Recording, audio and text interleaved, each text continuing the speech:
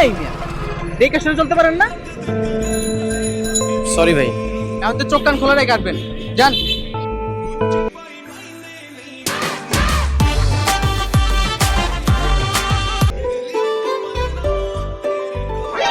একে ওই লোক তো সুইসাইড করতে যাচ্ছে।